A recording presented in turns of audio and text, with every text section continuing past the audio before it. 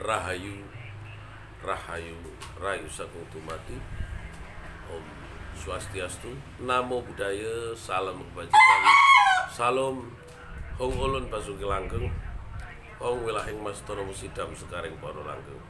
Assalamualaikum warahmatullahi wabarakatuh.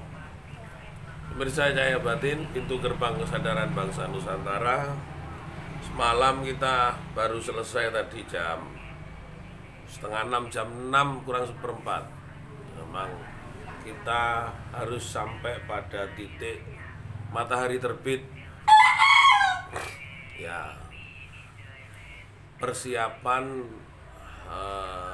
menghadapi suro, satu suro tadi malam.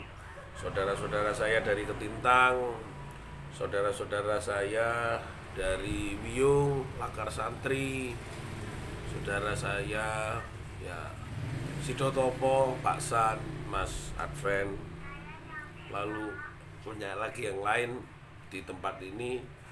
Kita walaupun ruangan ini hanya 6 meter kali 5, bisa dijadikan tempat untuk gelar wayang yang hanya disaksikan komunitas kita sejumlah 15 orang.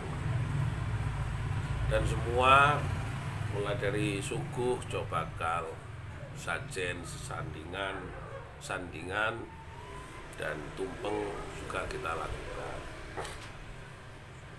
Nah, apa sih hari ini yang kita bahas dalam Wedar Aksara Jawa, yaitu kalau di belakang kita lihat itu adalah aksara apa? Itu aksara Po. Aksara Po ini bisa menjadi arti bagi kita adalah papan kang tanpa kiblat. Kita bahas ini dulu. Ketika kita tadi malam diskusi panjang papan kang tanpa kiblat badan kita, maka kita peringatan suro ini di dalam makna yang kita cari sendiri pelan-pelan memahami batin kita adalah suro sebagai arti badan. Tapi di dalam peringatan suro, kalau kita balik menjadi maknanya adalah roso. Nah, roso ini kalau suro itu badan, berarti sonya itu sifat Gusti, sifat ingsun handulu sifatullah. Berarti kita akan mengenal dan mau untuk melaksanakan perintah atas nama sifat-sifat yang kita kenal dari Gusti Kang Akarya Jagat. Rasa ingsun handulu rasa itu sendiri seperti cinta kasih nurani. Bagaimana kita memahami, ya kita mengelah, jadi tenaga kita habis, kita wedar sampai pagi mendiskusikan apa sih sebenarnya peristiwa yang terjadi. Roroso. Jadi ketika kita sudah kenal suro badan, maka yang dihadapkan adalah roso. Roso kita bisa betul-betul bagaimana kita sempurna. Rasa yang mana? Nah, itu pasti yang akan kita tanyakan. Nanti malam Mas Adven ngomong, ada pertanyaan tipis sering didengar, tapi memang kita harus melihat kenyataan itu, mengkaji. Jadi ada fakta, mohon maaf, ada data, ada fakta, kajian menjadi ilmu. Nah, kita mengetengahkan data. Ya, sak bejo-bejo wong sing eling lan waspada. Eling marang sapa? Ya eling marang Gusti Kang Akarya Jagat. Waspada apa? Waspada marang apa yang menjadi sifat-sifat dari hati kita yang menyimpang atau melanggar atau mengajak kepada sesuatu yang tidak kepada arah kebaikan untuk diri kita dulu, untuk diri kita. Jadi ketika kita tahu eling marang Gusti, waspada malang gerayati lan pikiran, maka sebenarnya tidak semua apa yang menjadi perintah hati itu menjadi baik. Bisa juga kita sesuatu yang dianggap baik tidak selalu menjadi baik. Bisa saja kebaikan itu menuju kepada arah keburukan. Bisa-bisa ibadah saya, ketika saya merasa ibadah saya lebih sempurna daripada yang lain, ya sama aja buruk. Wah, aku sembayangku nang kene, pebundenku ngene, masjidku ngene, puraku ngene, lalu wiharaku koyo ngene. Nah, gerejaku koyo ngene, aku sakjane luwih apik ketimbang. Nah, ini sama saja ibadah saya akhirnya menjadi buruk. Saya juga mengalami peristiwa itu. Dengan dulu pada waktu remaja, upaya-upaya untuk itu, untuk sholat tahajud malam saja pada waktu muda diperintah oleh keluarga, yang terjadi adalah saya mengoptimalkan apa yang menjadi perintah. Dan tapi setelah keluar dari peristiwa itu, pagi-pagi nonton koncoku mendem, nonton koncoku main sudil, yang terjadi saya mengukur kapasitas itu seakan-akan teman saya jelek.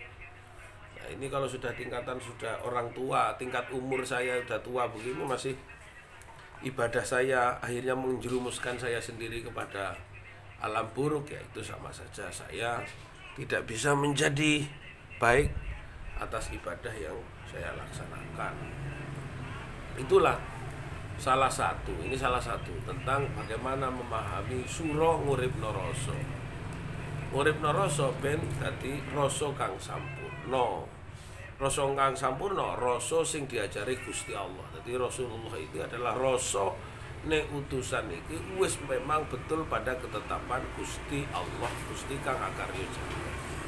Jadi kalau seumpama kita sudah rasane surahe badan, rasane urip, apa maneh manjinge rasa marang Gusti Allah, berarti Rasulullah itu mau. Karena apa? Utusan itu hanya membawa risalah kebaikan atas nama sifatnya Allah. Apakah selalu harus ibadah? Ibadah tidak hanya di tempat ibadah. Ibadah kita ya dengan makan, minum, nyapu rumah, ngelayani istri, ngelayani anak, membelikan anak es krim, lalu diperintah istri suruh nyapu, diperintah istri untuk memasak, diperintah istri untuk berbelanja, dilakukan ibadah. Saya katakan lagi, seperti ini saya harus nyapu di tempat ini tanpa merepotkan istri, itu juga ibadah. Jadi konkret ibadah itu adalah luas, tidak hanya sekedar pada urusan kita dalam melakukan sebuah upaya pada sifat-sifat ketuhanan itu pada saat kita duduk. Bersamanya sama dengan upaya-upaya ketika kita sedang melayani semua aktivitas keluarga kita. Itu ibadah.